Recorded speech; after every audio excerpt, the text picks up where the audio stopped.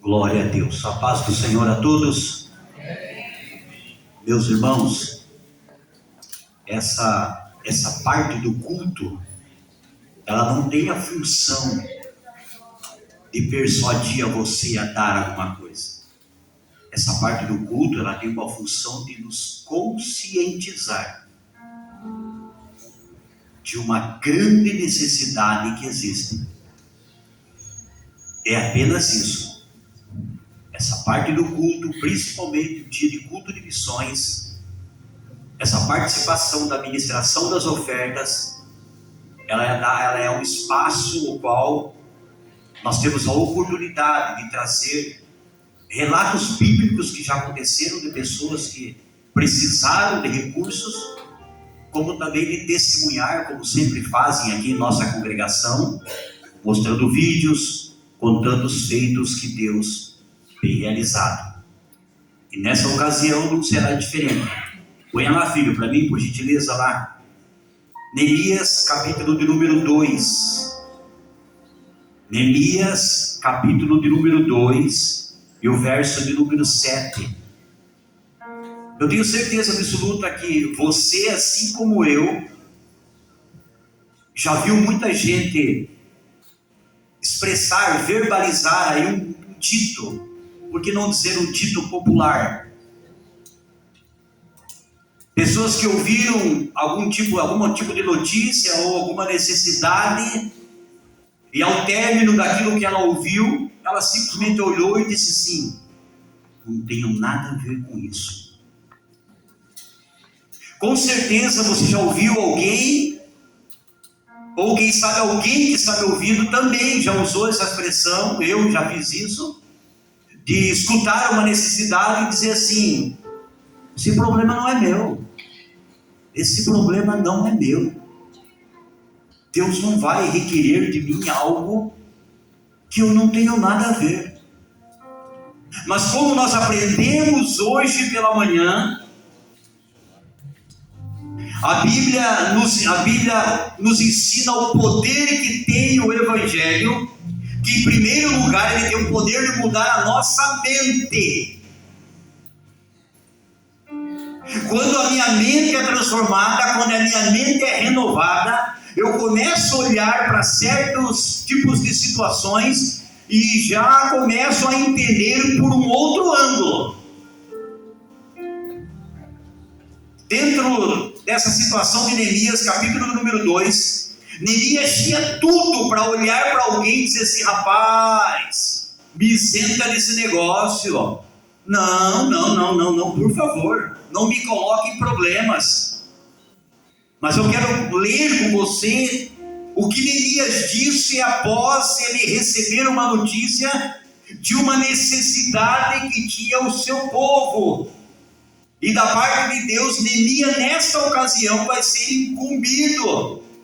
Neemias, dentro da Bíblia Sagrada, ele é responsável agora para uma das maiores e mais difíceis tarefas que a Bíblia registra de alguém no Velho Testamento. Neemias capítulo 7, capítulo número 2, o verso número 7 diz assim: disse mais ao rei: se ao rei parece bem, deixe-me cartas para os governadores da lei do rio, para que me deem passagem até que eu chegue a ajudar. Ele tinha uma responsabilidade, ele precisava viajar para uma outra nação. Como também uma carta para Zaf, guarda do jardim do rei, para que me deem madeira para cobrir as portas do paço da casa, e para o muro da cidade, e para a casa em que houver de entrar. E o rei mas deu segundo a boa vontade de Deus. Neemias tinha até razão, humanamente falando, para dizer assim: rapaz, por favor, irmão, você está falando com a pessoa errada, eu não sou a melhor pessoa para que possa te ajudar no momento. Neemias agora veio uma incumbência sobre os seus ombros, que ele teria que fazer uma viagem para resolver os problemas que ele não ocasionou. Mas ele entendia, Neemias era um homem que tinha uma comunhão, um homem que tinha uma intimidade com Deus. Neemias era um homem que tinha percepção quando o reino de Deus precisava de um socorro. Neemias pede autorização legal para que não saísse irregular do seu serviço, do lugar onde morava, e o rei autorizou ele ir. E ele pede cartas para que tivesse passagem por lugares que ocasionalmente ele iria passar, para que não tivesse problemas. Mas o detalhe é que o rei também compreendeu essa necessidade e enviou uma oferta. O Deus de Israel, o Criador dos céus e da terra, visitou o coração de alguém para que o mesmo fosse fazer missão. E Neemias explica para o rei qual era a necessidade, e ele entendeu que somente a pessoa não era suficiente para resolver o problema. Porque às vezes fica fácil, não, está aqui, ó, só passagem, está aqui, ó, só o lanche do dia, uma roupa boa para você viajar. E esquecemos que existe a estada lá, a permanência lá. E o rei enviou madeira para que ele desse início. E o rei, de bom grado, segundo a vontade de Deus, tocou o coração do mesmo para que ele liberasse uma oferta. E eu e você sabemos que até o dia de hoje o princípio é o mesmo, meus irmãos.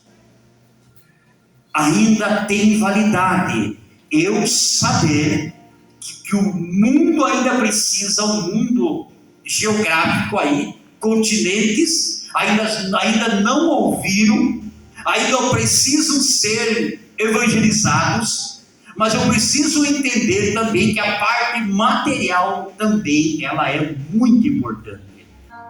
Eu não posso limitar-me somente a entrar na guerra com a parte espiritual.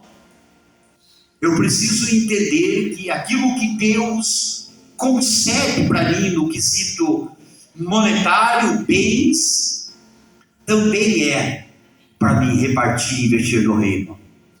E eu vou encerrar a minha fala contando algo de alguém que para mim foi um dos maiores exemplos em oferta aqui em Paranaguá. Um homem chamado Ezequias, que morava aqui no Parque São João, morava aqui atrás, aqui. Morreu há 2 anos atrás, agora em junho fez 2 anos. Muito meu amigo conhecedor, congregava na sede. Ele era caminhoneiro e ele pegava fretes, contando para viajar. E de repente, quando ele estava indo já com a carga, ele já tinha acertado o valor, o lugar, tudo certinho, mas o dono da carga, ou o responsável pela logística, ligava para ele e dizia: seguinte, rapaz, deu um problema aí, o que foi? Rapaz, mudou o itinerário, isso vai ter que andar um pouquinho mais para frente aí, mas é coisa pouca, e realmente era pouco. E tem 2 entregas, era uma, você vai ter que parar em 2 lugares. Tem algum problema? Não, não tem. Eu vou até depositar aí mais um dinheirinho a mais. E sabe o que ele falou para mim, o que ele fazia com esse dinheiro que sempre, quando acontecia isso, ele dizia para mim: Cezinha, eu entendo que quando Deus acrescenta algo na minha vida financeira, e eu entendendo a necessidade, e o meu coração que clama, respeita e ama missões, isso aí não é para entrar no meu bolso. Ele dizia bem assim para mim: não, esse 500 que entrou aí é para alguém. Esse milão que entrou a mais aí, não, essa distanciazinha que eu vou ter que fazer aí é pequenininha, não vai me custar muito não. Então esse dinheiro aí é para alguém. E sempre aparecia a necessidade naquela semana, ele mandava para missionário, comprava isso. Glorinho para mim, eu convivi com ele durante alguns anos ali no posto, antes dele morrer, foi um grande ensinamento para mim. E quantos de nós aí somos, não vou falar rico, mas somos abastados pela bondade e misericórdia de Deus. Eu acredito que nenhum de nós, nenhum desde do colo ao mais ancião, deixou de fazer pelo menos uma refeição. Todos nós estamos bem vestidos, glória a Deus por isso. Todos nós saímos daqui, saímos de nossas casas. Todos nós iremos retornar para um lugar aconchegante e iremos fazer uma refeição antes de dormir. Mas também entendemos que existem muitos missionários que não vivem esse privilégio que para você e eu é tão corriqueiro. Ter condições de se vestir bem, comer bem, dormir bem. Para muitos que estão no campo é privilégio. Mas que Deus nos abençoe. Essa palavra não é para te persuadir a nada. Essa palavra é para nos conscientizar da necessidade que há ainda. Que Deus nos ajude a ter essa sabedoria.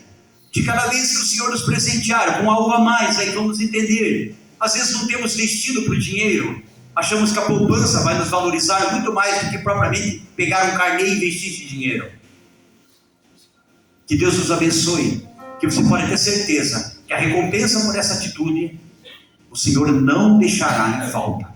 Amém, congregação? Se coloque de pé, por gentileza. Eu quero só fazer uma oração. El Shaddai estará adorando a Deus. Eu quero orar com você, pedindo a bênção de Deus sobre a tua vida, e você contribua segundo o que está escrito na palavra, o que Deus propôs em vosso coração. Não faça loucura, não deixe de pagar sua luz, não deixe de comer bem, não. Mas você pode ter certeza que quando há um sacrifício, da parte de Deus há uma resposta. Amém? Fecha os teus olhos. Pai Celestial, obrigado, meu Senhor, em primeiro lugar por estarmos aqui vivos. Obrigado, Jesus, porque o nosso coração está bombeando sangue para o nosso corpo. Obrigado, Senhor, porque os nossos rins estão funcionando. Ainda estamos ouvindo, falando. Obrigado, Senhor, pelas condições de poder chegar à tua casa para prestar um culto de adoração ao teu nome, glorificar ao Senhor por tão grande e maravilhosa salvação. Obrigado, Jesus, por escrever o nosso nome no livro da vida. Obrigado, Senhor, pelas pessoas que o Senhor comissionou para estar aí nos continentes, nas selvas, do outro lado do mundo, pregando a tua palavra. Obrigado, Senhor, por esta congregação mantenedora. Obrigado, Senhor, por essas vidas que doam o seu dinheiro, que doam o seu tempo, que oram, Senhor, pelos missionários, que investem em missão. Paizinho Celestial, abençoa a Assembleia de Deus em Paranaguá. Senhor, guarda os teus filhos da saúde, da prosperidade, da livramento. Senhor, nós repreendemos toda doença, que o dinheiro vai ser revestido em missões, dinheiro de remédio, de psicólogo, de psiquiatra. Esse investimento será para missões, para a tua glória, porque o Senhor está curando neste momento, o Senhor está libertando, o Senhor está prosperando vidas que amam a missão. Pai querido, se conosco, se com os teus filhos. Assim nós oramos te agradecendo em nome do teu Filho amado, Senhor Jesus. E aquele que concorda comigo, diga amém. Amém. Glória a Deus.